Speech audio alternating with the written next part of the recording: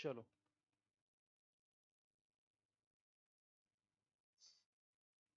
Hello hello hello shall we start yes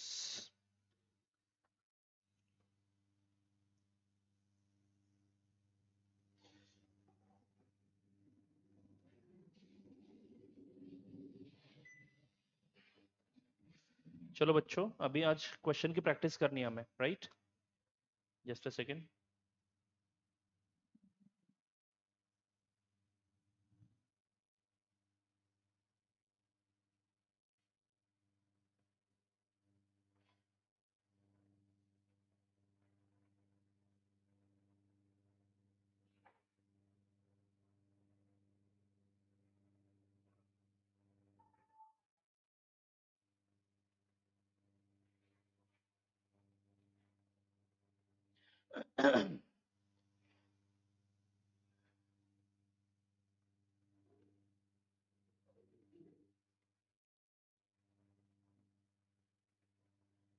हाँ जी तो question number 8 करना है राइट 7 तक सारे क्वेश्चन खत्म हो गए yes very good now please come to question number 8 I am reading it please concentrate the following are the summarized balance sheets of A limited B limited as on 31st March 11 फटाक से नीचे आते हैं और देखते हैं किसने किसको एक्वायर किया है B limited has acquired the business of A limited B limited A limited को एक्वायर कर रहा है B limited A limited को एक्वायर कर रहा है आज तक क्या हो रहा था ये कंपनी इसको एक्वायर करती थी मतलब दिमाग में ऐसा बैठ जाता है कि पहला बैलेंस शीट ट्रांसफरी कंपनी का है और दूसरा ट्रांसफरर का बट यहाँ पे उल्टा है B limited has acquired the business of A limited तो बी लिमिटेड कौन है ट्रांसफरी कंपनी ए लिमिटेड कौन है वेरी गुड होशियार हो आगे बढ़ता हूँ share capital equity shares of ₹100 each अभी पूरा का पूरा फोकस बैलेंस शीट पढ़ते समय किसके बैलेंस शीट पे होना चाहिए ट्रांसफरी कंपनी के या ट्रांसफरर कंपनी के वेरी गुड ट्रांसफरर कंपनी के बैलेंस शीट पे पूरा फोकस होना चाहिए इज इट राइट यस क्योंकि यहाँ पे देखो 2000 2000 शेयर है मतलब कितने 20 लाख शेयर ₹100 का हर एक शेयर तो बेटा कितने शेयर्स हो गए 20,000 इक्विटी शेयर्स है and reserves 1000 10% debentures loan from bank bank overdraft नहीं है trade payable so these three are liabilities one is reserve and this share capital total of this two will be share holders fund is it right yes so balance sheet खत्म assets में ठीक है देख लो एक एक बार tangible assets then investments trade receivable cash at bank and accumulated loss is it right my friends just a second आगे बढ़ता हूँ नेक्स्ट है B limited has acquired the business of A limited the following scheme of merger was approved following scheme of merger was approved banks agreed to waive off a loan of ₹60,000 of B limited बेटा B limited कौन है transferor company transferor company का loan waive off करने का decision लिया है sorry transferee company वही वही मेरे को कहना वही था ट्रांसफरी कंपनी का लोन नहीं है इसका अमालगमेशन के साथ कोई रिलेशन नहीं है banks agreed to waive off अरे यार सॉरी सॉरी एक्सट्रीमली सॉरी छोड़ो छोड़ो ये क्वेश्चन ये actually internal reconstruction plus amalgamation का क्वेश्चन है इंटरनल रिकंस्ट्रक्शन अभी तक मैंने पढ़ाया नहीं है तो keep it pending extremely sorry ये पढ़ने के बाद मुझे समझ में आया आगे बढ़ते हैं okay sorry for wasting your time sir कोई गल नहीं बहुत पड़ा हुआ है हमारे पास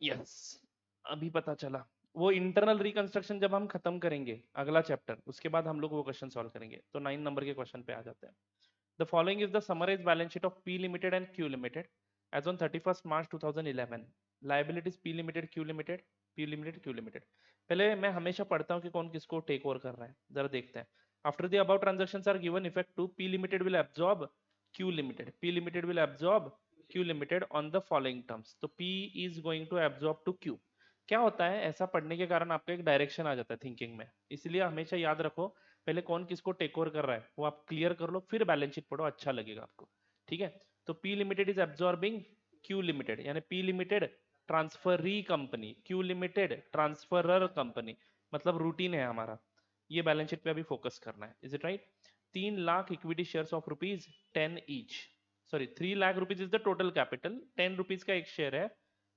30,000 शेयर्स, यस, एंड यहाँ पे 10,000 शेयर्स, नहीं 1000 shares, only 1000 shares of rupees 100 each.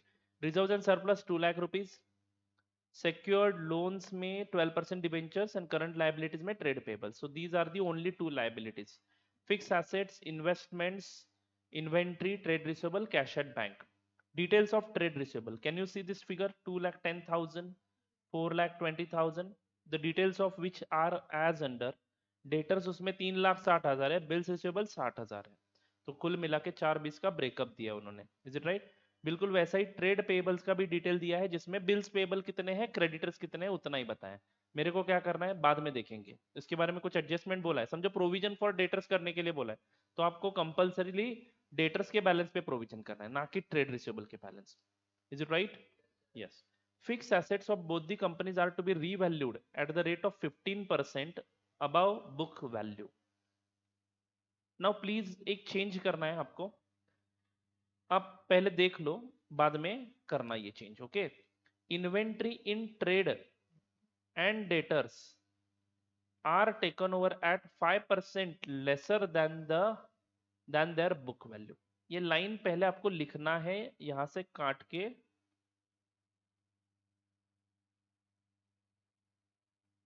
नीचे. पॉइंट नंबर 5 समझ में आया?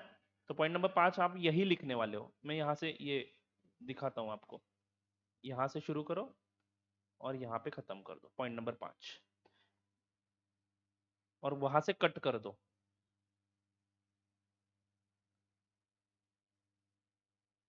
5 नंबर का पॉइंट है वो. समझे ना सब बच्चे?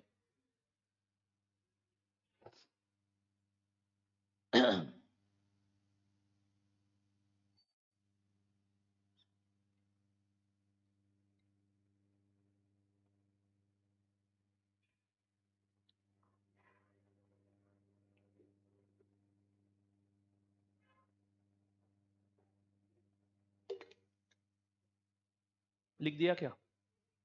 हाँ.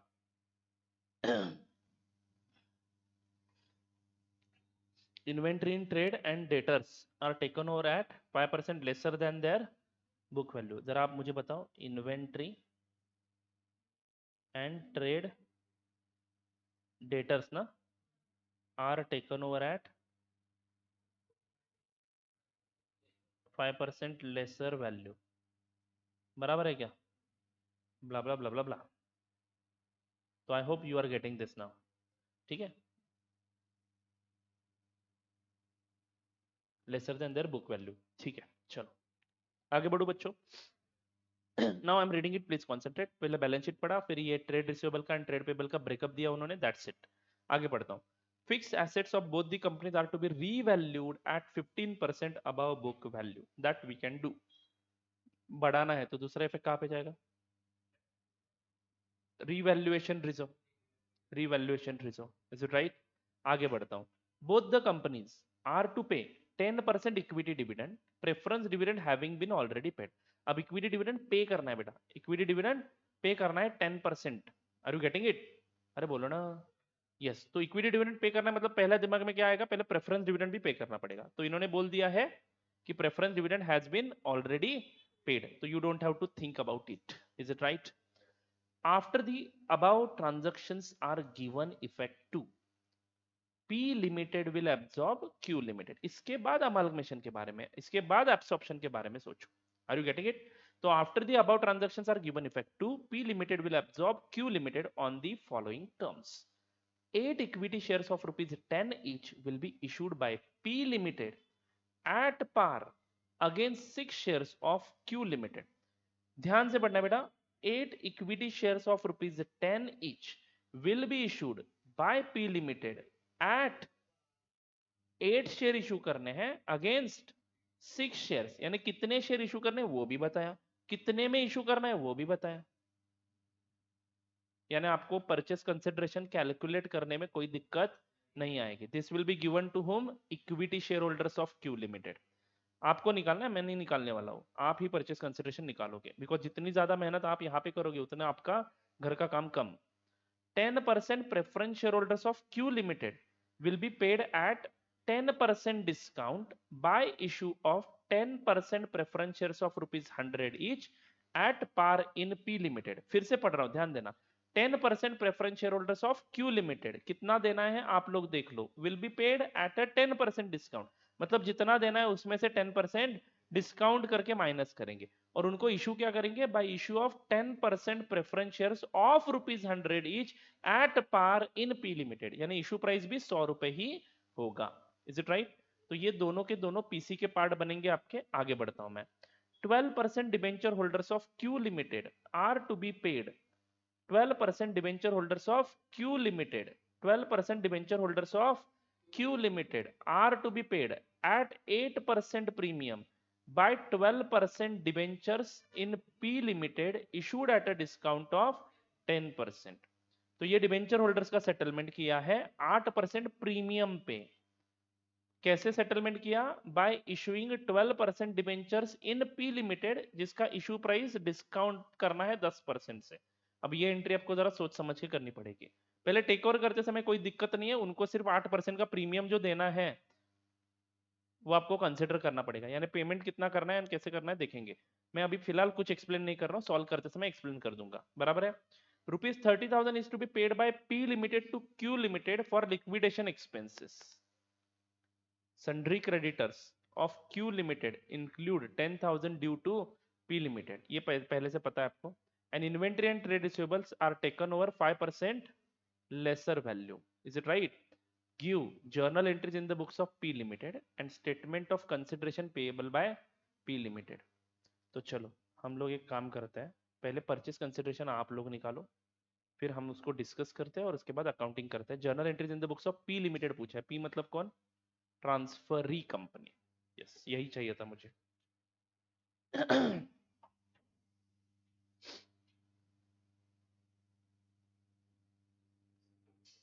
मेथड ऑफ परचेस कंसिडरेशन कौन सा है?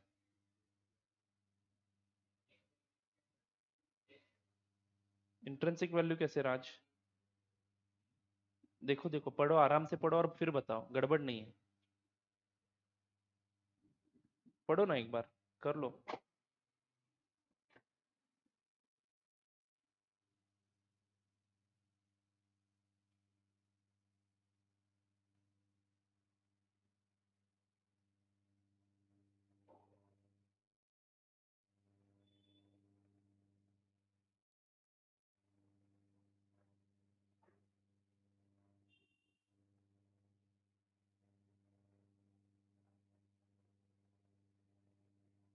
अच्छा बच्चों, एक चीज बताना भूल गया मैं. इस सैटरडे को टेस्ट रखने वाला हूँ मैं.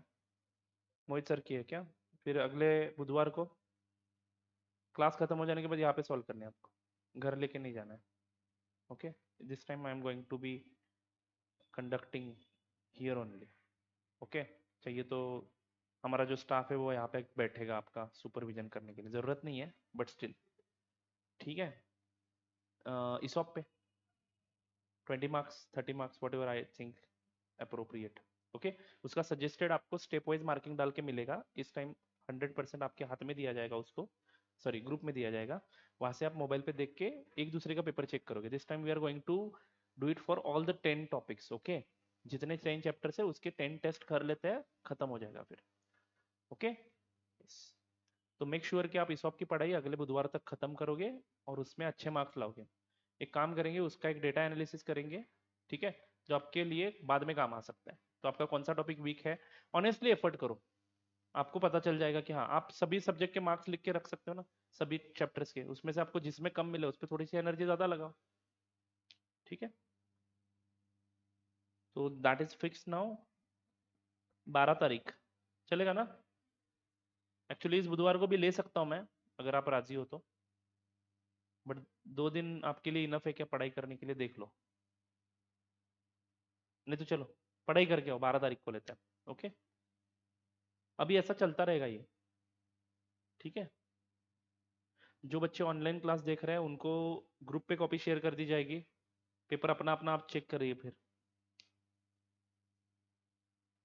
नहीं तो यहाँ पे आके अगर टेस्ट देना चाहते हो तो टेस्ट देके जा सकते हो, कोई दिक्कत नहीं है.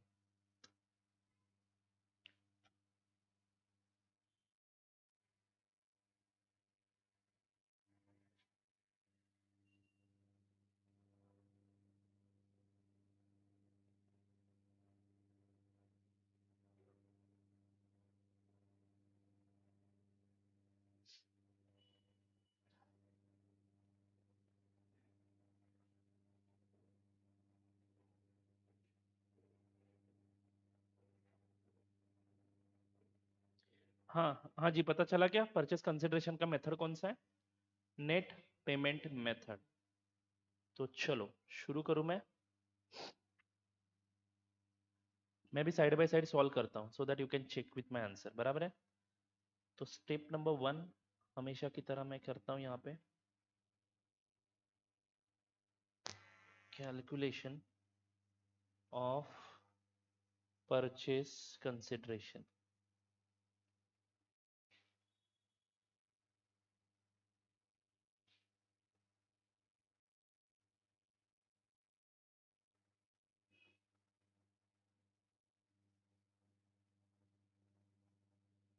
Net payment method.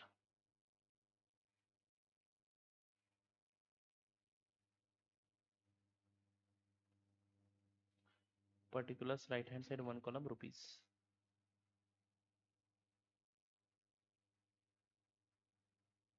जिन बच्चों को समझ में नहीं आ रहा है वो ध्यान देंगे। 8% equity shares of ₹10 each will be issued by P limited at par. तो इशू प्राइस एट पार है against 6 shares of Q limited. 8 equity shares for 6 shares, is it right? तो यहाँ पे मार्जिन में मैं हमेशा लिखता ही हूँ, आप भी चाहिए तो लिख लो। 8 shares will be issued for 6 shares, is it right? Against 6 shares. How many existing shareholders are there? How many number of shares are there? Q limited जो ट्रांसफरर कंपनी है जिसका 10 रुपए का शेयर है, 30,000 शेयर्स है, बराबर है क्या बच्चों? तो 30,000 शेयर्स को कितने मिलेंगे? तो यहाँ पे मैं लिखूंगा point number A, 30,000 into 8 number of equity shares to be issued. इसका कैलकुलेशन में यहाँ पे दिखाता हूँ, 30,000 into 8 divided by 6, is it right? 30,000 into 8 divided by 6, तो 40,000 equity shares in P limited of ₹10 each at ₹10।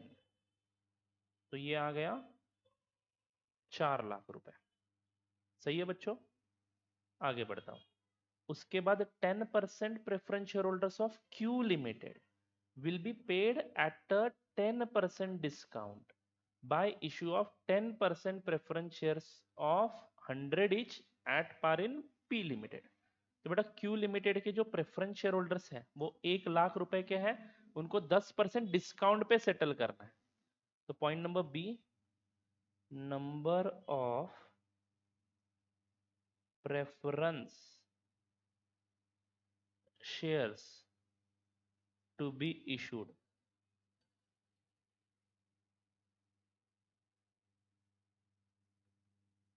1 lakh का अमाउंट देना है minus 10,000 which will be 90,000, is it right?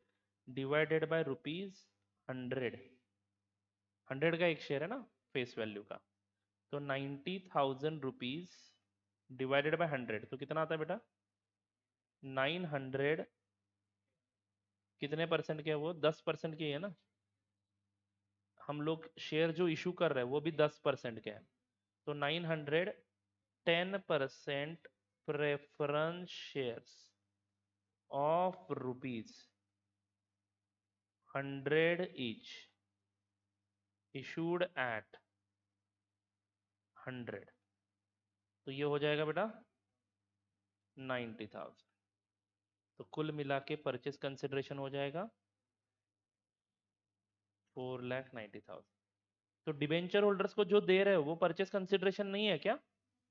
नहीं है, it is a repayment of liability 4,90,000।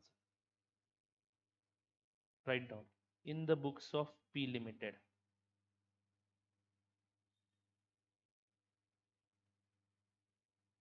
Bracket में लिखूंगा transferee company. Are you sure P के books में अकाउंटिंग पूछा है? Yes, very very sure. journal entries, sorry, type of amalgamation. Can anybody tell me type of amalgamation? क्यों? Book value change किया है। देखो ना कौन सा बुक वैल्यू चेंज किया है, एसेट का नहीं किया है, एसेट का तो 15% से बढ़ाना ही है, उसके बाद अमाल्गमेशन हुआ है। वो नीचे 5 नंबर का पॉइंट जो लिखा है ना, वो inventory and trade debtors are taken over at 5%, बराबर है क्या? Yes, this is very very important. तो type of amalgamation in the nature of purchase,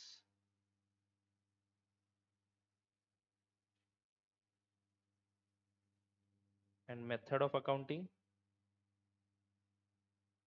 purchase, serial number, particulars,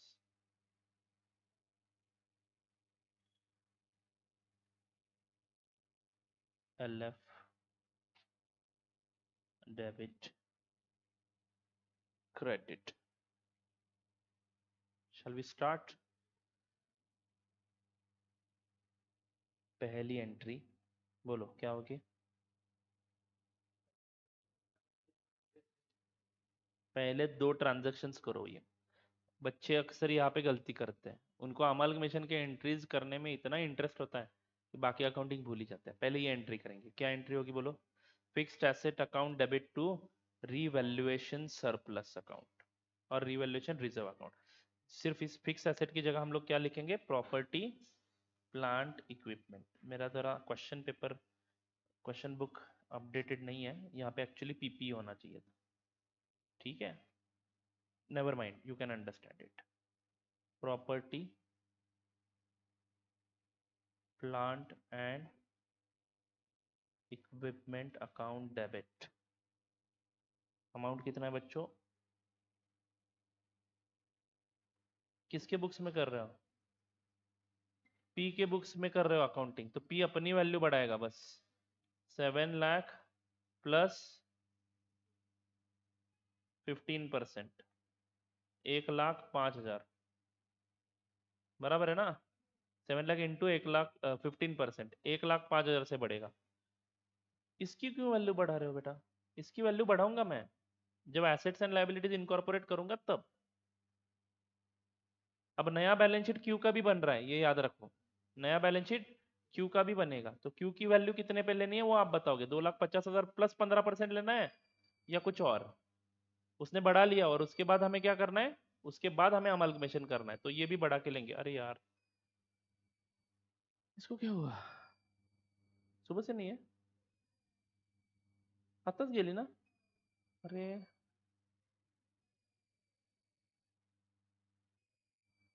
अच्छा चलो, प्रोजेक्टर बंद करूं?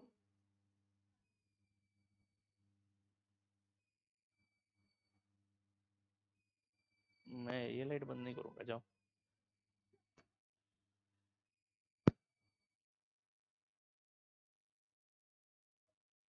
चलो आगे बढ़ू क्या?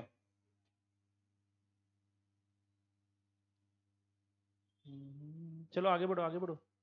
At least this question should be finished today.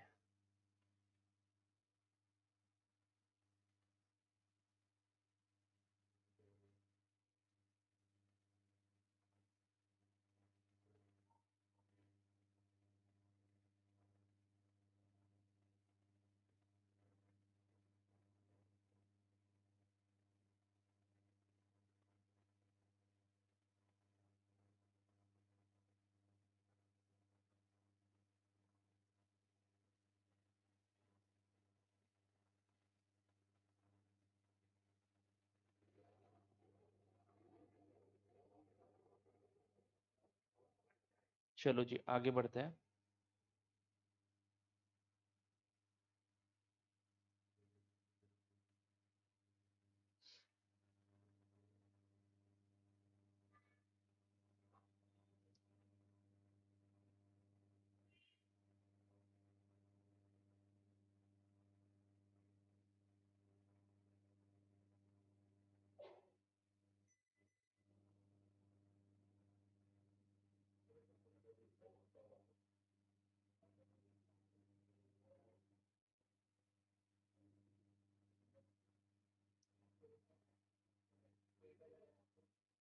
हाँ जी चलो, तो property plant equipment account debit to revaluation reserve account surplus account, जो मन में है वो लिखो, रिवैल्यूएशन रिजर्व अकाउंट।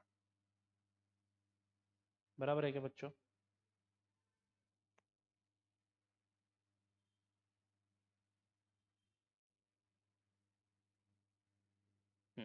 तो ये होगी पहली एंट्री, नरेशन लिखा आपने, being assets revalued and blah blah blah blah blah. आगे बढ़ता हूँ बेटा। देन अगला आइटम कौन सा है? डिविडेंड डिक्लेयर किया है, कितने परसेंट का? 10% का। तो बोलो बेटा 10% का डिविडेंड मतलब 6 लाख पे 10% यानी 60,000। तो बोलो एंट्री क्या होगी डिविडेंड की? Reserve account debit, very very good. इनके बैलेंस शीट में पहले प्रॉफिट्स देखो, एक ही रिजर्व दिख रहा है। पी एंड एल अकाउंट वगैरह दिखता तो पी एंड एल लिखता मैं, जनरल रिजर्व दिखता तो जनरल रिजर्व लिखता। बराबर है क्या? पहले पी एंड एल यूज करता, फिर जनरल रिजर्व यूज करता, एंड सो ऑन, वो तो आपको पता ही है। तो मैं डायरेक्टली यहाँ पे लिख रहा हूँ reserve and surplus account debit, reserve and surplus account debit to,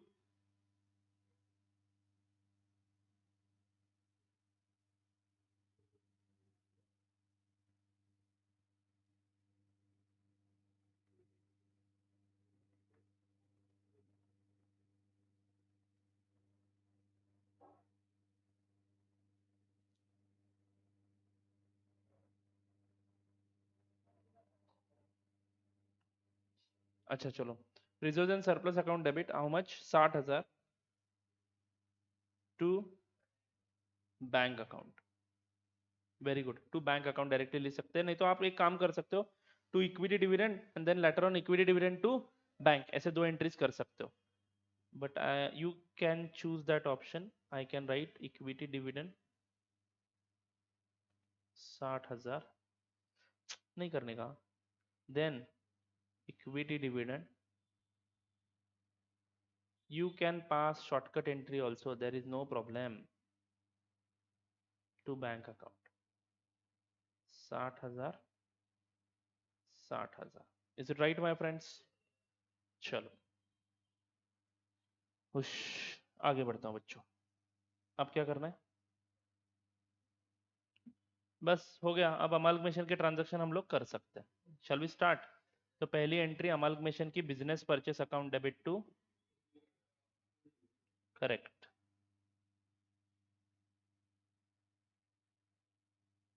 business purchase account debit, amount आएगा बच्चों 4,90,000 to liquidator of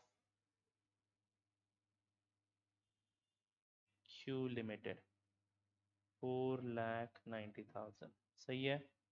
being business purchase consideration due, being purchase consideration due, simply I can write this PC due.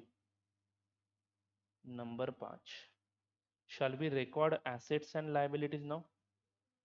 yes, so let's start recording it one by one। पहले मैं fix asset record करूंगा, that is property plant and equipment, property plant and equipment account debit. Amount कितना आएगा बच्चों? 2,50,000 या उससे ज्यादा, क्योंकि उन्होंने भी एंट्रीज की होगी। 2,50,000 इंटू 115%,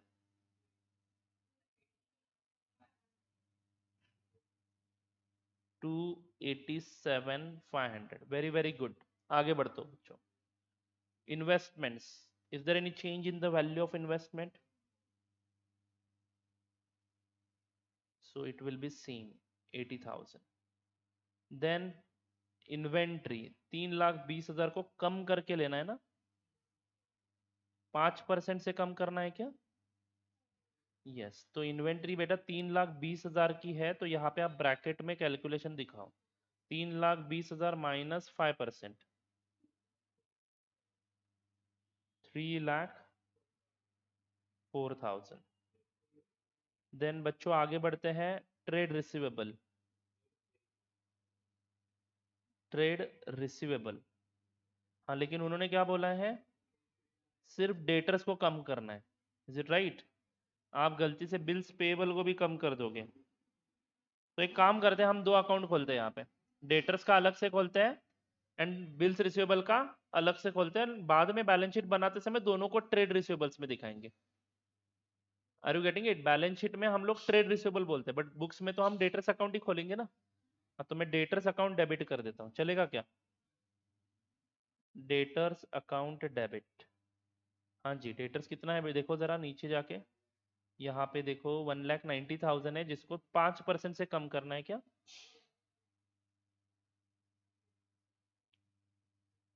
एक काम करो, you forgot about it, you right 1,90,000, 1,90,000 लिख दिया। प्रोविजन क्रिएट करेंगे, टू प्रोविजन फॉर डाउटफुल डेब्ट, that account will be created separately showing credit balance. Is it clear? Yes. तो डेटर्स अकाउंट डेबिट, समझ लो गलती से आपने कर दिया तो it's okay, doesn't matter, it's okay, doesn't matter, आपने इसको कम कर दिया तो चलता है। तो उस केस में आपके अकाउंट में प्रोविजन का खाता नहीं दिखेगा, बट हम अभी प्रोविजन अकाउंट क्रेडिट कर देंगे बाद में। Is it right? आगे बढ़ता हूँ। नेक्स्ट क्या है? बिल्स रिसीवेबल 20,000, ये बिल्कुल सेम दिखेगा। देन चलो, अगला आइटम कौन सा है? Cash at bank. Can you tell me amount? गलत। क्या परचेस किया? हाँ, डिविडेंड पे किया ना उन्होंने भी, तो उसकी एंट्री उन्होंने पहले की होगी। किसने? क्यू लिमिटेड ने। Do you understand this? Q limited ने पहले ही 3 लाख पे 10% ना, 30,000 का डिविडेंड पे करा है, तो ये 40,000 का बैलेंस कितना हो जाएगा? हाँ, तो 40,000 माइनस 30,000, तो ये 10,000 का बैलेंस आया। एक लाइन ब्लैंक छोड़ेंगे हमेशा की तरह, क्योंकि this time I am not sure कि whether there is a goodwill और capital reserve. Now this time you are going to compare your net assets with purchase consideration, and net assets are in front of you my friends. Can you see this? ये आपने जो debit किया account, ये आपके net asset की asset side है। Liabilities अभी आप लिखोगे तो आपको सेपरेट वर्किंग नोट बनाने की जरूरत नहीं है। You can directly calculate net asset on your calculator and then you can compare it with your purchase consideration. So do you understand this? तो चलो फटाफट अब लाइबिलिटीज को रिकॉर्ड करते हैं। लाइबिलिटीज में बच्चों क्या क्या है? 12% डिवेंचर्स,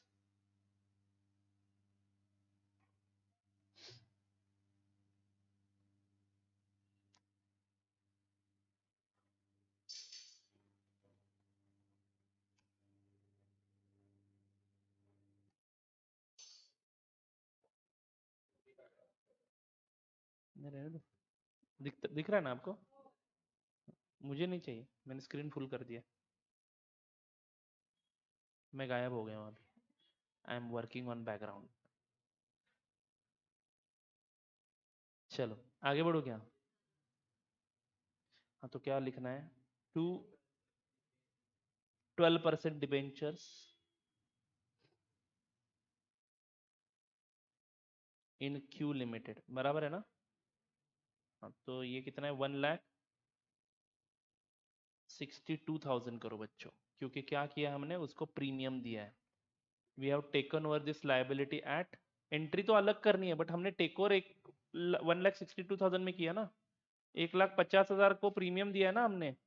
तो जैसे आप एसेट्स में डिस्काउंट कर रहे हो वैसे लाइबिलिटी भी बढ़ा के दे रहे हो, तो ये नुकसान नहीं है आपका। तो you are taking over this liability at 1,62,000। यहाँ पे दिया है देखो, 12% debenture holders of Q limited are to be paid at 8% premium. तो ध्यान में रखना बेटा, 1,20,000, सॉरी 1,50,000 प्लस 8%। और कोई लाइबिलिटी? तो आपको टिक करना चाहिए था वहां पे, जहां जहां पे एडजस्टमेंट है वहां पे टिक करके रख लिया करो, नहीं तो ध्यान में नहीं रहेगा आपके। Is it right? Trade payables, इसमें कोई change? Yes, no change. To करेंगे ना, प्रोविजन भी करना है। टू ट्रेड पेएबल्स, इसके ऊपर नहीं करना है प्रोविजन। हाँ, वो डेटर्स का प्रोविजन यहाँ पे क्रेडिट करके दिखाना है बस। तो ट्रेड पेएबल्स कितना आएगा बच्चों? Are you sure? या इसमें भी कोई चेंज करना है? ये क्रेडिटर आपको 1,25 पे दिखाना है।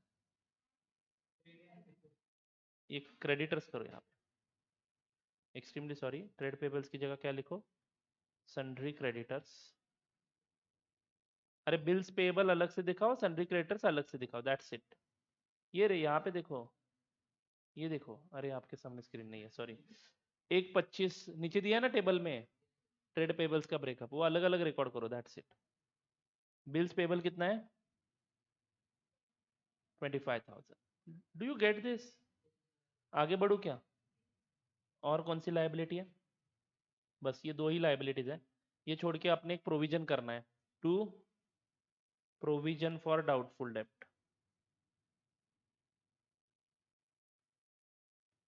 टू प्रोविजन फॉर डाउटफुल डेप्ट, how much it is?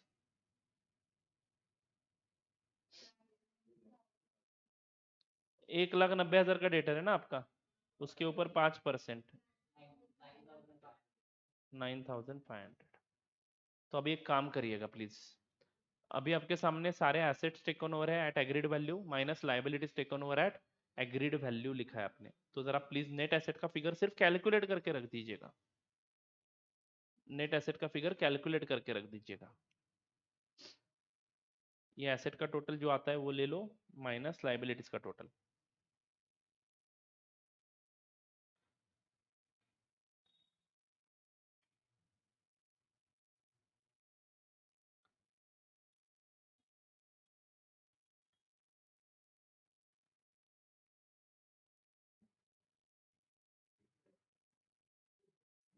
Asset का टोटल कितना है बच्चों? रहने दो ना, नेट एसेट बताओ, निकाला कि नहीं निकाला? 6,95,000, मेरे को पता नहीं है इसलिए बोल रहा हूँ। नहीं किया आपने? मैं करूँ क्या? 287,500 प्लस 80,000। रुक जाओ रुक जाओ, एक आंसर निकालो नालायक को, टोटल नहीं आता है आप करना, गड़बड़ क्यों कर रहे हो? आराम से करो ना, 891,500 एसेट आता है। ये रुक जाओ अभी, एसेट का टोटल 891,500 आता है, और लाइबिलिटीज का टोटल 162 प्लस 125 प्लस 25,000 प्लस 9,500, तो 321,500 लाइबिलिटीज आते हैं। रुक जाओ, 891,500, 891,500 माइनस 321,500, 5,70,000, तो नेट एसेट आता है, एक भी आंसर, ये 6 लाख, ये 4 लाख, यानी आपने 5,70,000 के नेट एसेट टेक ओवर करे, कितने में? 4,90,000 में। तो टू बिजनेस परचेस अकाउंट लिख दूं क्या अभी? टू बिजनेस परचेस अकाउंट 4,90,000, तो ऑटोमेटिकली आपका कंपैरिजन हो चुका है बेटा। यहाँ पे जो बैलेंसिंग फिगर आएगी वो सिर्फ क्रेडिट में आएगी या डेबिट में आएगी, उतने के लिए एक लाइन छोड़ के रखा है मैंने, बट फिर भी हम लोग काम करेंगे, वो नहीं देखेंगे कि बैलेंसिंग फिगर कहाँ पे आएगा। हम लोग अभी नेट एसेट को परचेस कंसिडरेशन के साथ कंपेयर करेंगे। नेट एसेट है 5,70,000 के, परचेस कंसिडरेशन है 4,90,000 का, बोलो अब क्या करूं, प्रॉफिट हो रहा है या नुकसान हो रहा है? भैया 5,70,000 के एसेट 490 में ले रहे हो, मुनाफे में हो, it is a capital profit, so you will create a capital reserve. तो कैपिटल रिजर्व अकाउंट क्रेडिट होगा, जो लाइन ब्लैंक छोड़ा था वहां पे क्या लिखना है आपको, to capital reserve, and side में मार्जिन में प्लीज लिख के रखना, नेट एसेट 5,70,000, परचेस कंसिडरेशन 490, तो सीआर कितना आएगा? 80,000। भरोसे की बात नहीं है, ठीक है, you can take balancing figure over there, no problem in that. चलो समझ में आया? Being assets and liabilities recorded, being assets and liabilities recorded.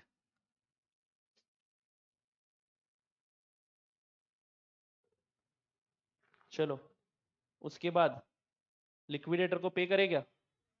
तो बोलो एंट्री क्या होगी? Liquidator of Q limited account debit, liquidator of Q limited account debit,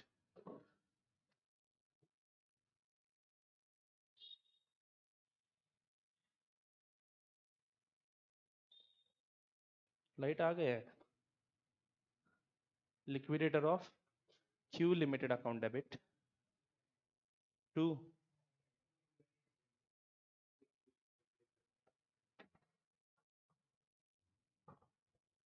to equity share capital account.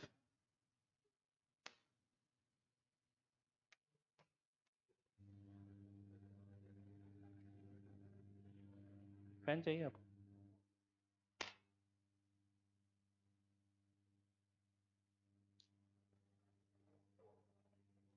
Just a second.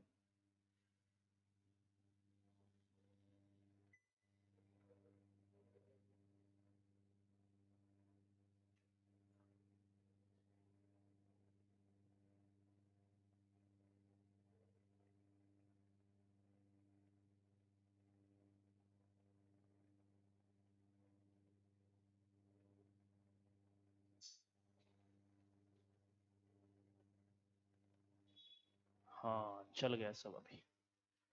आज Monday, सुबह से light नहीं था क्या? You don't know? मेरे हिसाब से थी। तो फिर जब लाइट जाता है ये बंद क्यों पड़ता है? देखना पड़ेगा। इतने पूरे वीक में कोई प्रॉब्लम नहीं हुआ ना टेक्निकल? अभी सब ठीक चल रहा है। अच्छा थैंक गॉड। काय काय म्हणला? ए राज मेरे को बताना बाद में। अच्छा ऐसा है क्या? हाँ। नहीं समझ में आया मेरे को। आगे बढ़ता हूँ। लिखा ना आपने incorporation of assets and liabilities, उसके बाद अगली अगली एंट्री भी कर दी आपने क्या? Liquidator of Q limited account debit 4,90,000 to equity share capital account. अगर मैं स्टूडेंट होता तो मैं क्या लिखता यहाँ पे? 40,000 शेयर्स ऑफ ₹10 ईच, 4 लाख। क्योंकि बैलेंस शीट बनाते समय यही एंट्रीज काम आती है। To preference share capital account. Okay how much?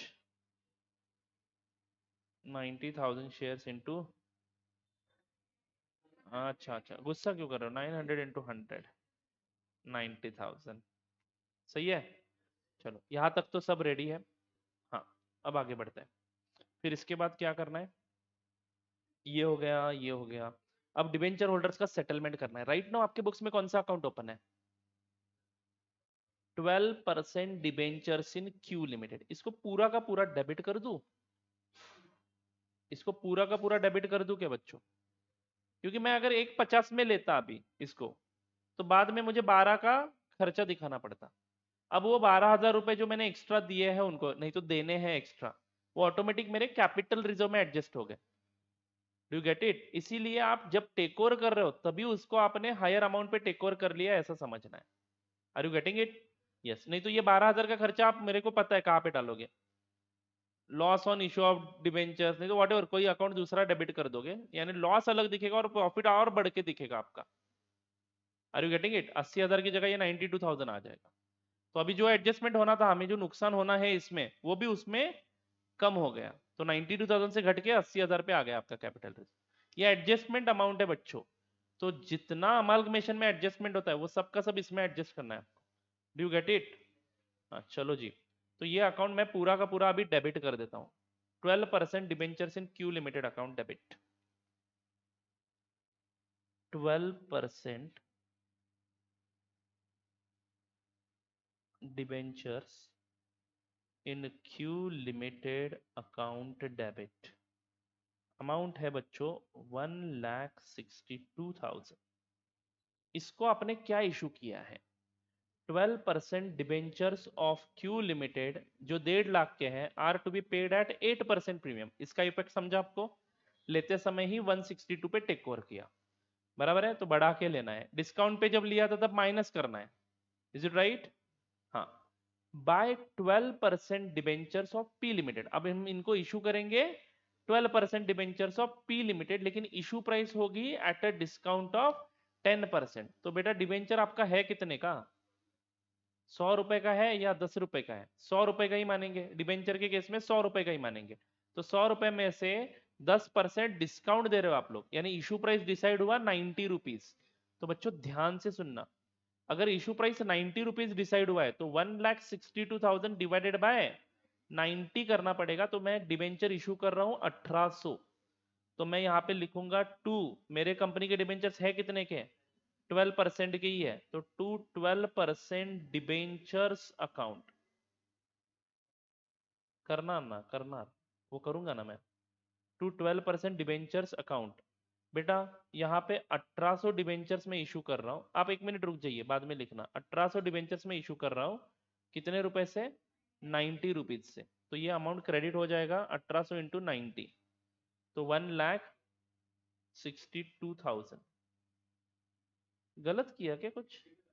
एक मिनट देखो बेटा, कंसिडरेशन देना है 1,62,000 का, और इशू प्राइस 90 रुपीज पकड़नी है, लेकिन डिबेंचर हमारा 100 रुपए का है, तो 1800 इंटू 100 करेंगे, 1,80,000। समझे? एक मिनट अभी डेबिट क्रेडिट मैच नहीं हो रहा है, तो डेबिट साइड को ही फर्क पड़ेगा। कितने रुपए का? 18,000 का, जो आपने डिस्काउंट दिया है। Are you getting it? तो to discount on issue of debenture, discount on issue of debenture, how much? 18,000। समझे बच्चों? Yes, discount on issue of debenture 18,000। यानी भले ही आपने उसका वैल्यूएशन, मतलब number of shares to be, number of debentures to be issued निकालने के लिए हमें इशू प्राइस कंसीडर करना है। तो 90 से डिवाइड करोगे तो 1800 डिबेंचर इशू करने हैं, और डिबेंचर आपका है 100 रुपए का, यानी in the event of liquidation आपको 100 रुपए का रिडम्पशन करना पड़ेगा। नहीं तो आपकी डिबेंचर की जब वैलिडिटी खत्म हो जाएगी आपको 100 रुपए पे करने पड़ेंगे, याद है ना? हाँ, तो यहाँ पे 100 रुपए आपने लाइबिलिटी में दिखा दिए, तो बहुत नुकसान हुआ आपको ये डिबेंचर होल्डर के सेटलमेंट में। वहां पे प्रीमियम दिया और बाद में इशू भी डिस्काउंट पे करना पड़ा। ठीक है, यानी डिबेंचर होल्डर्स आपके कंपनी में आपका अमालगमेशन ना होए इसलिए प्रयास कर रहे थे, तो उनको इतना भारी भरकम अमाउंट देने के बाद वो एग्री हो गए। Are you getting it? चलो आगे बढ़ो क्या? तो ये भी हो गया। इसके बाद और कौन सा बाकी है adjustment? 30,000 is paid by P limited to Q limited for liquidation expenses. P ने पे किया, मतलब हमारे कंपनी ने पे किया है, क्यू लिमिटेड को क्यों पे किया? लेकिन क्यू को पे क्यों किया? यानी खर्चा बियर कौन करेगा? ₹30, it is totally dependent on your assumption because nothing is mentioned in this question.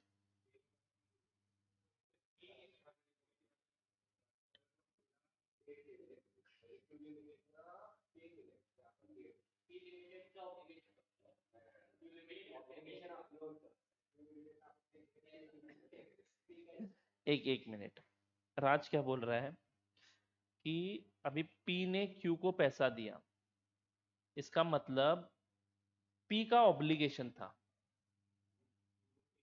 And Q ने उसका पेमेंट किया था, इसलिए पी रीइंबर्स कर रहा है, ऐसा राज का कहना है।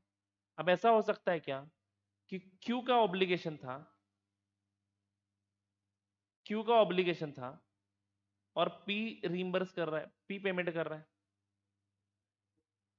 पी डायरेक्ट पेमेंट करता ना, उसका बराबर है, पी डायरेक्ट पेमेंट करता खर्चा, क्यू को रिम्बर्स कर रहा है, इसका मतलब बियर कौन कर रहा है? पी बियर कर रहा है।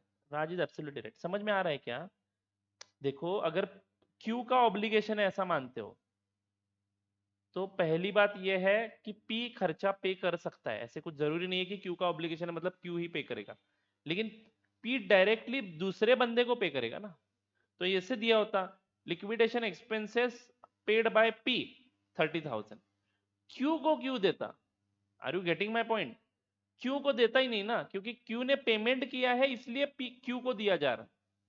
Are you getting my point? मैं क्या बोल रहा हूँ समझ में आ रहा है क्या? क्यू ने पेमेंट पहले किया है इसलिए क्यू के हाथ में पैसा जा रहा है ना, तो क्यू को भला वापस क्यों दूंगा मैं? इसका मतलब है पी ने वो खर्चा बियर करना है। Are you getting it? अगर क्यू ने ऑब्लिगेशन होता, क्यू का ऑब्लिगेशन होता और क्यू पे करता, तो पी उसको वापस नहीं देता। इज इट राइट और नॉट? तो क्यू ने पे किया है, इसका मतलब ऑब्लिगेशन आइदर क्यू का हो सकता है, नहीं तो पी का हो सकता है। पी का है ऑब्लिगेशन और क्यू ने पेमेंट किया है, तो P will reimburse that money. यानी अभी आपको ये समझ में आया क्या? तो पी का खर्चा है, I am assuming here it is obligation of P. Are you getting my point? हाँ तो बोलो, पी के लिए खर्चा है तो पी क्या एंट्री करेगा? 30,000 रुपए जाएंगे हमारे बैंक अकाउंट से स्ट्रेट अवे, तो bank account will be credited, that I can tell you. Q को दे रहे हैं हम लोग। अभी क्यू का लेने की जरूरत ही क्या है अकाउंट? हम तो डायरेक्टली खर्चा रिकॉर्ड कर देंगे। दो एंट्री करने की, देखो ऑप्शन नंबर वन, जब क्यू ने पहली बार पे किया था तो उसकी एंट्री हमारे बुक्स में क्या होगी? Q account debit to expense account debit to Q account, ये एंट्री होती। बराबर है क्या? एंड लेटर ऑन हम क्यू को रिम्बर्स करते तो Q account debit to bank account. यानी इनडायरेक्टली एंट्री क्या करनी है? Expense account debit to bank. But ये एक्सपेंस का बैलेंस आप ट्रांसफर कहाँ पे करोगे? P and L. अब अमाल्गमेशन का एडजस्टमेंट करते समय थोड़ा बहुत एडजस्टमेंट आपने किया ही ना। एक अमाउंट आपका टैली नहीं हो रहा था बैलेंस शीट, तो फिर एक अकाउंट ओपन किया था और उसमें डाल दिया था, उसमें ही एडजस्ट कर लो ना ये खर्चा भी। इसके पी एंड एल को भेजने की क्या जरूरत है? ये कैपिटल एक्सपेंडिचर है। अमाल्गमेशन ये रेवेन्यू ट्रांजेक्शन नहीं है आपका। तो बच्चा, जो एंट्री आपने 2 नंबर की उसमें जो आपने रिजर्व, कैपिटल रिजर्व नहीं तो गुडविल अकाउंट यूज किया है, वहीं पे ये एडजस्ट करना है। Do get it? तो मैं शॉर्टकट एंट्री डायरेक्टली मार रहा हूँ, capital reserve account debit to bank account. Will you be able to understand it in future? नहीं तो आप साइड में मार्जिन में लिख के रखो वो एंट्रीज। मैं शॉर्टकट ही लिखना है और आपको भी शॉर्टकट ही लिखना है। Do get it? तो मैं एंट्री कर रहा हूँ कैपिटल रिजर्व अकाउंट डेबिट।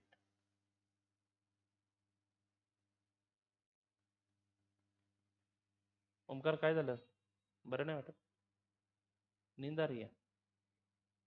जाओ फिर, जाना है तो। Capital reserve account debit amount 30,000 to bank account. यहाँ पे 3 एंट्रियों को मर्ज किया है मैंने। कौन से 3 एंट्रियों को? तो यहाँ पे मार्जिन में लिख के रखो। पहले क्यू ने पेमेंट किया था तो उसकी एंट्री मैंने करी एक्सपेंस टू क्यू, फिर क्यू टू बैंक, एंड फिर कैपिटल रिजर्व टू एक्सपेंस। इन तीनों एंट्रियों को मर्ज करने के बाद ये एंट्री निकली।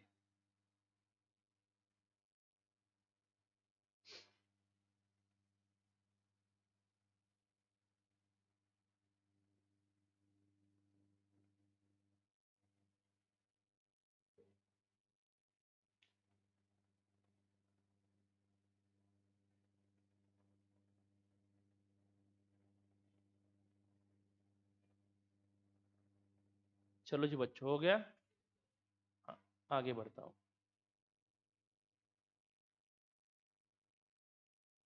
इसका एक चार्ट बना के देता हूँ मैं आपको। जो खर्चा बियर कर रहा है उसके बुक्स में एक्सपेंस डेबिट होगा। सवाल ये आता है कि एक्सपेंस ट्रांसफर कहाँ पे करोगे? इन the books of transfer he company वो एक्सपेंस आइदर रिजर्व में एडजस्ट होगा, नहीं तो कैपिटल रिजर्व, नहीं तो गुडविल में एडजस्ट होगा। यानी अमाल्गमेशन के वक्त जो एडजस्टमेंट कर रहे हो उसी में एडजस्टमेंट करना है। Do get it?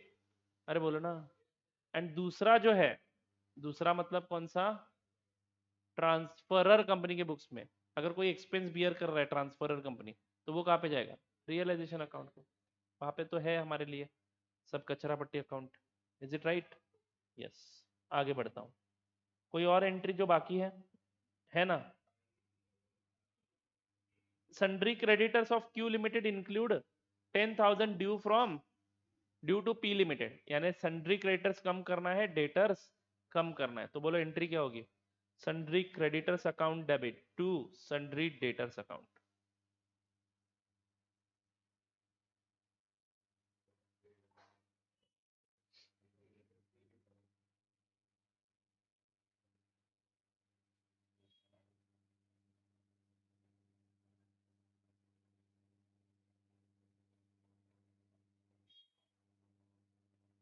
सही है बच्चों?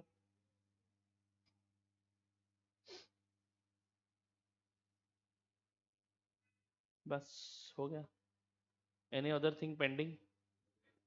Inventory and trade receivable are taken over at 5% lesser value, that adjustment is done already. वो अपने कम वैल्यू पे ही रिकॉर्ड किया है. चलेगा क्या? तो अब आपका कैपिटल रिजर्व का बैलेंस कितना रहेगा? 80 का क्रेडिट किया था ऊपर और 30 का बाद में डेबिट कर दिया, 50,000 का रहेगा. ओके. इंस्टीट्यूट ने ये एंट्री क्या की है? देखो बेटा यहाँ पे ध्यान दो. कैपिटल रिजर्व की जगह उन्होंने गुडविल अकाउंट यूज किया है. ठीक है. And later on they have net it off against capital reserve. तो और एक एंट्री उन्होंने पास की बाद में, capital reserve to goodwill. Ultimately effect is same. Debtors को डिस्काउंट कहाँ पे दिया है? अच्छा अच्छा, डिबेंचर होल्डर्स को वो ऐसे ही रहेगा अकाउंट में, रिजर्व एंड सरप्लस में डेबिट बैलेंस. उसको धीरे धीरे राइट ऑफ करोगे over a period of life of the debentures. CA foundation issue of debentures. नहीं, वो अमलगमेशन में नहीं जाएगा क्योंकि ये अगली लायबिलिटी है ना. अभी रीपेमेंट थोड़ी आज करने वाला हूँ. Are you getting it? जब डिस्काउंट का मतलब क्या है, ये 1,80,000 मतलब 162 देने थे. 5 साल के बाद रिडम्पशन करते समय मैं कितना दूंगा? 180. तो ये डिबेंचर्स इशू करके मुझे अगले 5 साल तक फायदा होने वाला है. तो वो खर्चा भी अगले 5 सालों में राइट ऑफ होगा. ठीक है, इसलिए इसको हम सेपरेटली डील कर रहे हैं. हाँ, लेकिन डिबेंचर होल्डर्स को जो एक्स्ट्रा देना था, एक 50 की जगह 162, वो हमने वहां पे एडजस्ट किया है. देखो, ये डिस्काउंट एक ऐसी चीज है जो आगे के लिए है, मतलब इसका अमलगमेशन के साथ कोई रिलेशन नहीं है. Is it clear? चलो आगे बढ़ता हूँ. Next question. Can you prepare balance sheet of this at home? पूछा नहीं है बट मैं बोलता हूँ कर लो ना. जितनी ज्यादा प्रैक्टिस करोगे उतना आपके कंसेप्ट अच्छा होता जाएगा. तो मैं तो बोलता हूँ हर क्वेश्चन में जितनी पॉसिबल चीजें हैं कर लो अभी, क्योंकि अभी आपके पास समय है. बाद में ये मुमकिन नहीं है. तो balance sheet is your homework. Okay. Reserve and surplus में पॉजिटिव माइनस नंबर दिखाना है. रिजर्व एंड सरप्लस के शेड्यूल में discount on issue of debenture -18,000. उसमें से थोड़ा थोड़ा हर साल पी एंड एल को डालते जाएंगे हम लोग एक्सपेंस करके. देखो ना, ऐसी बातें क्लियर हो जाती है ना. अब बैलेंस शीट बनाने का बोला तो आपके दिमाग में आया कि ये कहाँ पे जाएगा. इसीलिए बोलता हूँ बैलेंस शीट मैक्सिमम क्वेश्चन में बनाओ. कोई भी deferred expenditure always reserve and surplus का पार्ट दिखेगा. You can't call it as a asset, it is a loss. सिर्फ उसको सेपरेटली दिखाना पड़ेगा.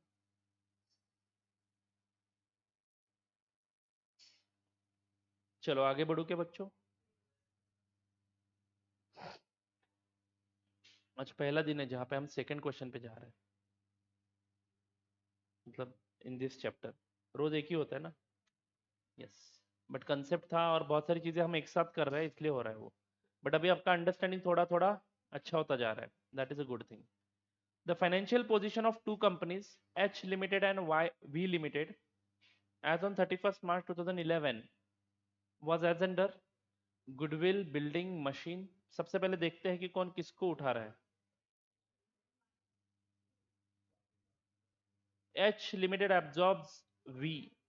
तो हमेशा की तरह ये ट्रांसफरी कंपनी है और वी ट्रांसफरर है.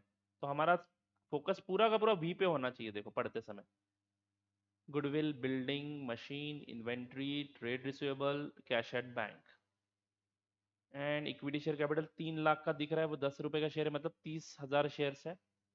एंड प्रेफरेंस शेयर्स 10% वाले हैं, 1,000 शेयर्स है. चलो आगे बढ़ सकते हैं.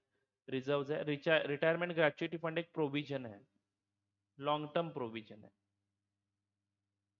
लोग रिटायर होते हैं, उनके ग्रेचुइटी के पैसे हम लोग जमा कर रहे हैं पी एंड एल में से निकाल निकाल के, खर्चा दिखा के.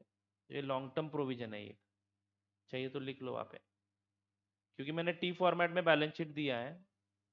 अगर आप उनका इंस्टीट्यूट का क्वेश्चन देखते हो तो वहाँ पे वर्टिकल है. ठीक है, तो वहाँ पे आपको ये लॉन्ग टर्म प्रोविजन में ही दिखेगा. समझे क्या? आगे बढ़ो क्या बच्चों? ठीक है, it is a liability only. 20,000 provision है. Then trade payables, it's okay. Now next, Hari Limited absorbs V Limited on the following terms.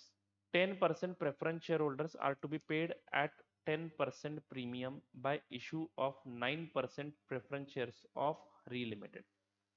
ठीक है. अब ये जो हरी लिमिटेड के प्रेफरेंस शेयर आप इशू करोगे, उसका इशू प्राइस तो दिया ही नहीं है क्वेश्चन में, तो क्या मानोगे? 100 रुपीज मानेंगे. Is it right?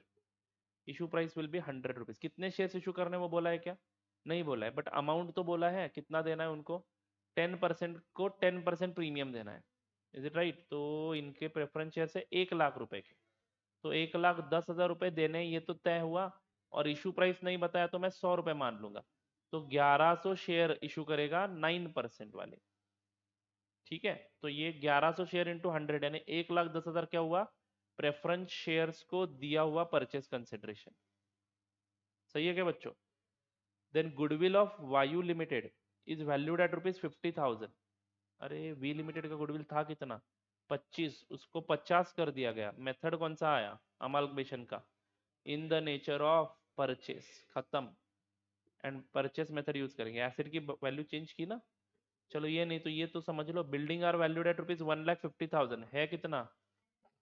50,000 से बढ़ाना है, तो ये परचेस मेथड है. मशीन एक 60 करना है, तो 3 आइटम्स को टिक कर दो अभी के अभी. Goodwill, building, machine as well as क्या चेंज किया? नहीं बस इतना ही. रुको रुको रुको, मैं आता हूँ ना वहां पे. Inventories to be taken over at 10% less value and provision for doubtful debt to be created at 7.5%. तो ट्रेड रिसीवेबल को एक टिक. इन्वेंटरी सभी एसेट चेंज किए. वाह बेटे वाह, मौज कर दी. Equity share holders of V limited will be issued equity shares at 5% premium. Equity shares of Vayu limited will be issued equity shares at 5% premium. कितने लेकिन?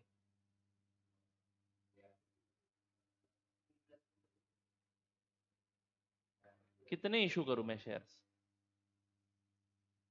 वही नहीं बताया. Do you understand the concern here? Issue price is told to you. कितना है issue price? 5% premium. उनके share की price देखो ना कितनी है. फेस वैल्यू 10 रुपए है, तो 15 रुपए में इशू करना है, ये तो पता चला. तो न्यूमर डिवाइड करने के लिए मेरे को डिनोमिनेटर तो मिल गया. न्यूमरेटर कितना ले लूं मैं?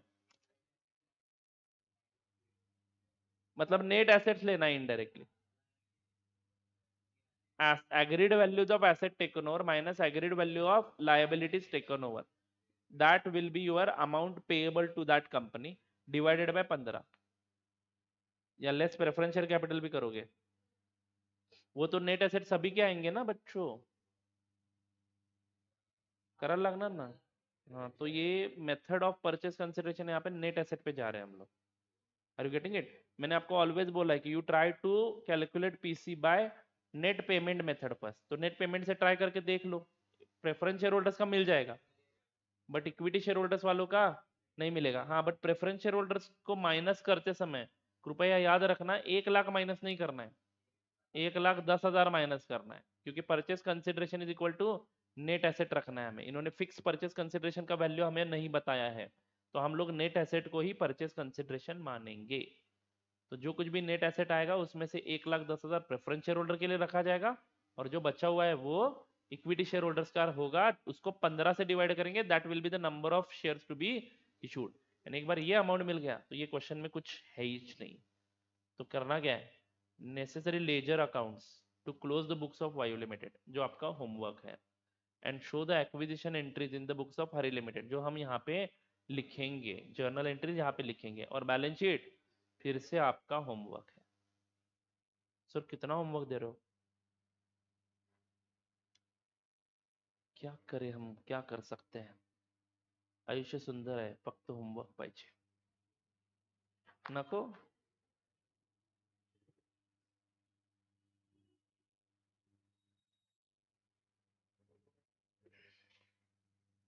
चलो आगे बढ़ो क्या.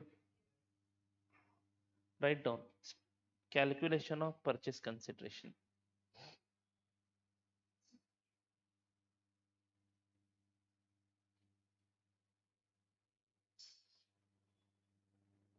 Method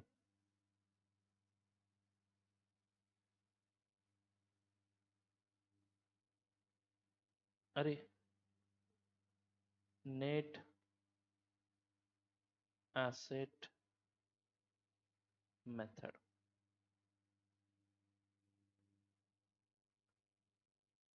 particulars rupees. Shall we start? Yes, तो एक एक करके शुरू करते हैं। पांचों एसेट को टिक मारा हुआ है, तो सबके वैल्यू चेंज करने। पहले लिखेंगे point number A, agreed values of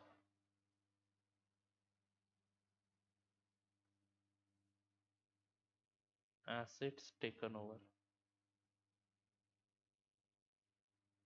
एक एक करके एसेट लिखेंगे। गुडविल 25,000, अरे सॉरी 25 नहीं, कितने पे टेक ओवर किया है?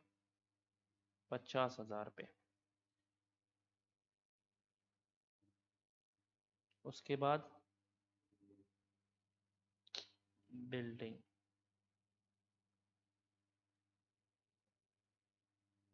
1,50,000, देन मशीनरी 1,60,000,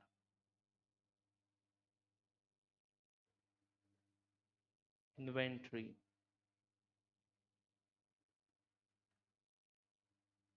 157,500,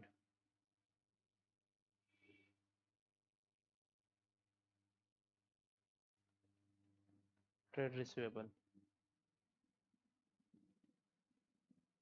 92,500,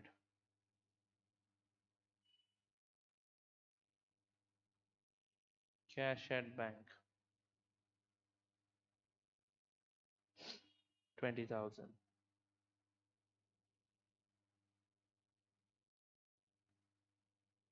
टोटल जरा करके देख लो, सिमिलर आता है क्या सब लोगों का? कैसे गुंडे बनोगे रे तुम, टोटल ठीक से नहीं करना आता है।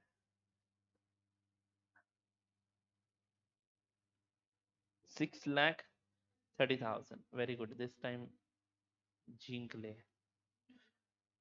Next B, liabilities taken over. Of course agreed values लिखना था, but it's okay, you can understand it.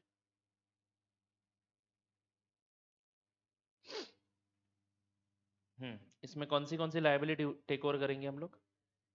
Retirement gratuity fund,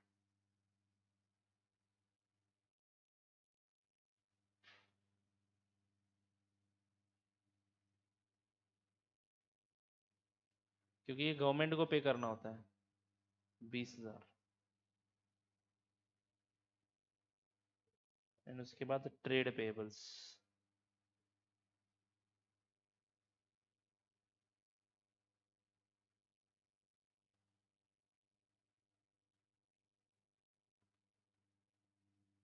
1,00,000। तो पॉइंट नंबर सी,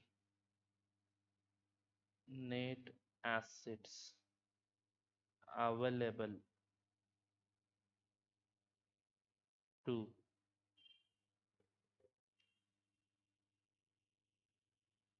शेयर होल्डर्स। शेयर होल्डर्स में इक्विटी प्लस प्रेफरेंस दोनों आ गए। 7,30,000, अरे सॉरी, टाइमिंग होते जा रहा है ना। आगे बढ़ता हूँ बच्चों। नेक्स्ट, ये इसमें प्रेफरेंस शेयर होल्डर्स का भी क्लेम है। ओके, ये कुल मिला के दोनों को दिया जाएगा, कंपनी को। तो इसमें से हम प्रेफरेंस शेयर होल्डर्स को जो देने वाले हैं लेस,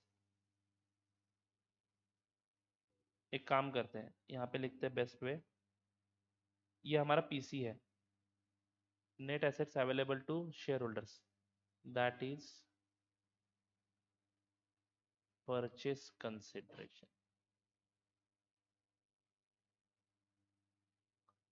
नेक्स्ट लाइन पे लिखते हैं step 2, settlement of purchase consideration. Settlement of purchase consideration, right hand side 1 column rupees।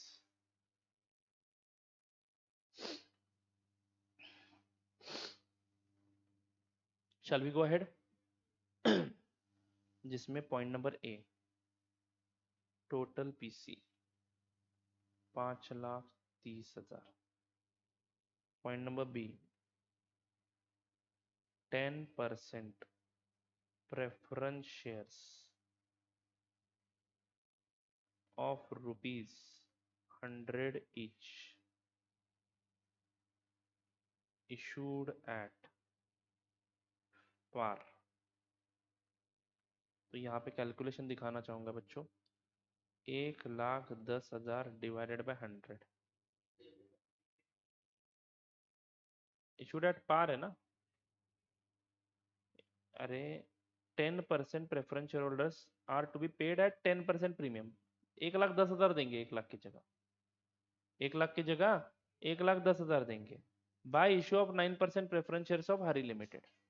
यानी उनको देते समय किसके प्रेफरेंस शेयर होल्डर्स को, 10% प्रेफरेंस शेयर्स किसके हैं बच्चों, वायु लिमिटेड के हैं। तो वायु लिमिटेड के प्रेफरेंस शेयर होल्डर्स को देना है 10% का प्रीमियम। हम हमारे शेयर्स प्रीमियम पे इशू नहीं कर रहे हैं, हम देते समय ही उनको 1,10,000 रुपए दे रहे हैं। तो हमारे बुक्स में हम 100 रुपए का शेयर 100 रुपए में इशू करेंगे, समझे क्या? इसीलिए तो मैंने यहाँ पे 1,10 लिखा, divided by 100, that is 1,100 shares, 1,100 shares of ₹100 each. तो ये आ गया 1,10,000, गया ना प्रीमियम उनको। प्रीमियम पे हम इशू कर रहे हैं, मतलब बेटा वायु लिमिटेड से हम लोग प्रीमियम कलेक्ट करेंगे फिर उस केस में।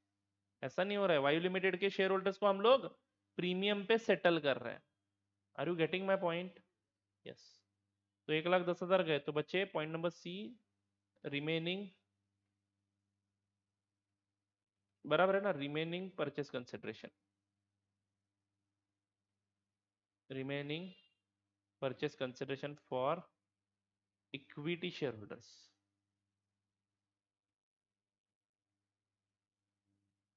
5,30,000 में से 1,10,000 जाएगा, 4,20,000। अब इनको क्या दे,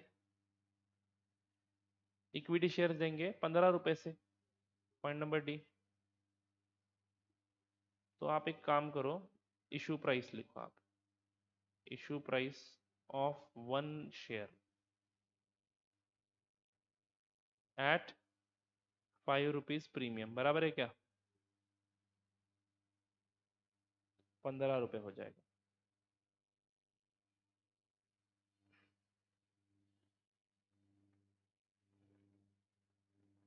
point number E, number of equity shares to be issued,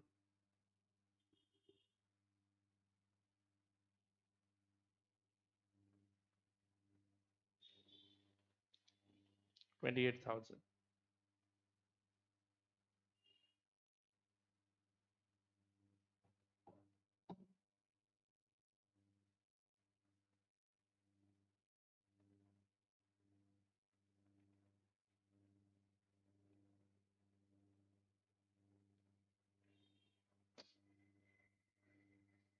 5% premium है बच्चों,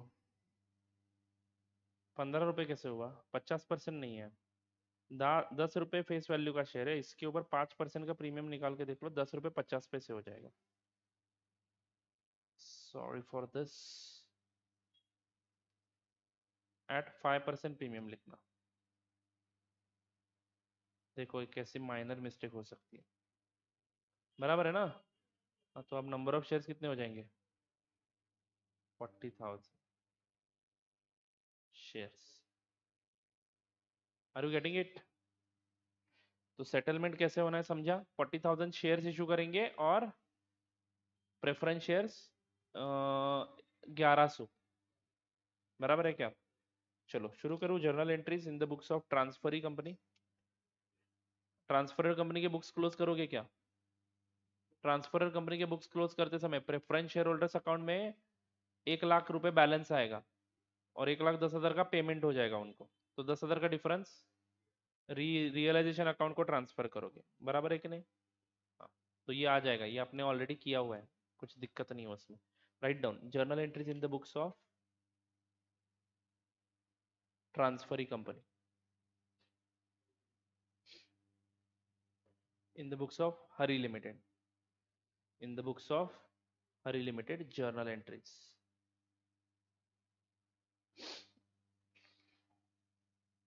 शैल वी स्टार्ट? पहली entry, business purchase account debit.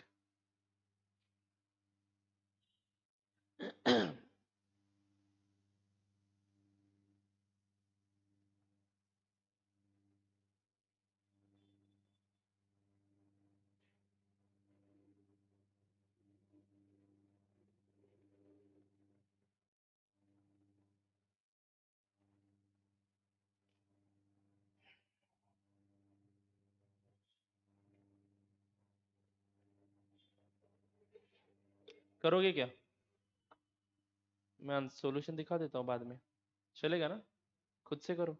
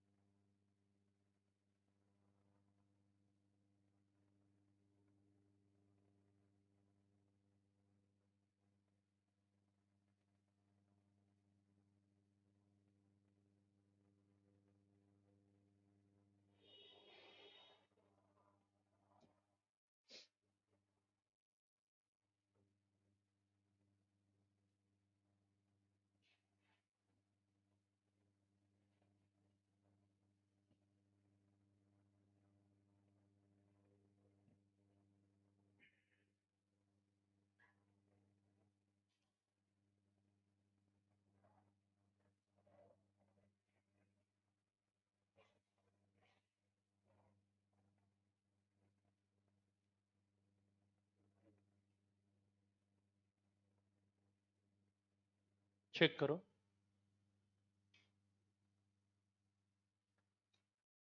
Business purchase account debit to liquidator of Vayu limited 5,30,000, 5,30,000। Goodwill debit 50,000, building debit 1,50,000, machine account debit 160, inventory 157,500, trade receivable 1 lakh and bank account 20,000। Right? Bank लिया कि नहीं लिया? लिया ना। To retirement gratuity fund, to trade payables, to provision for doubtful डेब्ट दिखाया अलग से, डेटर्स कम करके लिया ना, तो वो अलग से दिखाना चाहिए था। लिखो अलग से। क्या हो सकता है इसके कारण आपके मार्क कटेंगे, बाकी कुछ नहीं। डेटर्स ग्रॉस वैल्यू पे कर दो वहां पे और नीचे एडजस्ट कर दो ना कहीं पे, टू प्रोविजन फॉर डाउटफुल डेब्ट। इसलिए खुद सॉल्व करना जरूरी होता है। जब तक जिंदगी में आप खुद सॉल्व नहीं करते हो अकाउंट्स, तब तक आप आगे नहीं बढ़ोगे। और कॉस्टिंग की तो क्या बात है, खुद सॉल्व करके भी कॉन्फिडेंस नहीं आता है कि नहीं? वो कितनी कितनी बार खुद सॉल्व करते हो उसके ऊपर डिपेंड करता है। वो एक हिंट आ गया तो कॉस्टिंग का क्वेश्चन खत्म। हाँ जी। चलो देन, सिंपल है, बाकी कुछ मतलब इसमें प्रॉब्लम ही नहीं है। हो गया। ये क्वेश्चन है, ठीक है। इस फॉर्मेट में आपको बैलेंस शीट बनानी है। Question number 11। चलो इतना दिखा दूं बस है क्या? हाँ बनाओ ना, 5-10 मिनट है। 10 मिनट में वैसे तो नया क्वेश्चन शुरू नहीं होगा, एटलीस्ट वो तो हो जाएगा।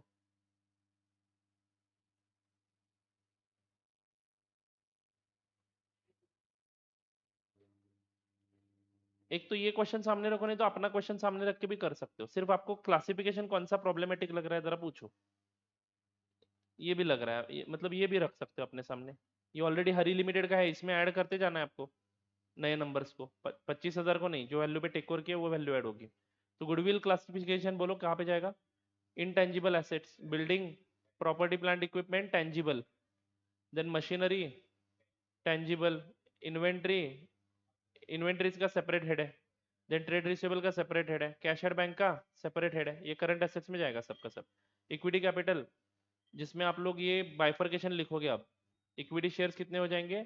पहले से है 1 लाख और 40,000 की इशू करे अपने, तो 1,40,000 नोट लिखना है out of the above paid up capital. हाँ तो वो लिखना है आपको 100%। सारे क्वेश्चन में, सिर्फ एक ही क्वेश्चन में नहीं था, ठीक है, पहले क्वेश्चन में नहीं था बट बाद के सारे क्वेश्चन में है। नेक्स्ट, 9% प्रेफरेंस शेयर कैपिटल है क्या? पहले से इशू किया हुआ है कुछ, और अपने नए इशू करे, कितने? 1100 नए शेयर इशू किए, तो ये 2,10,000 हो जाएगा। रिजर्व में कुछ बदलाव आएगा क्या? General reserve as it is रहेगा ना इसका।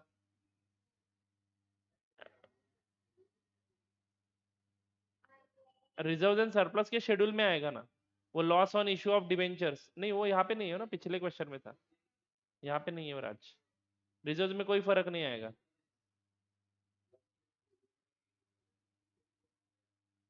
कहाँ पे? वो तो एडजस्टमेंट किस में हो गया? तो सिक्योरिटीज प्रीमियम में आएगा वो, 50 पैसे। उसकी एंट्री की ना आपने ठीक से? सेटलमेंट ऑफ परचेस कंसिडरेशन में सिक्योरिटीज प्रीमियम रिकॉर्ड किया कि नहीं किया? ये है ना यहाँ पे 20,000, ये आएगा ना आपके रिजर्व एंड सरप्लस में, बराबर है।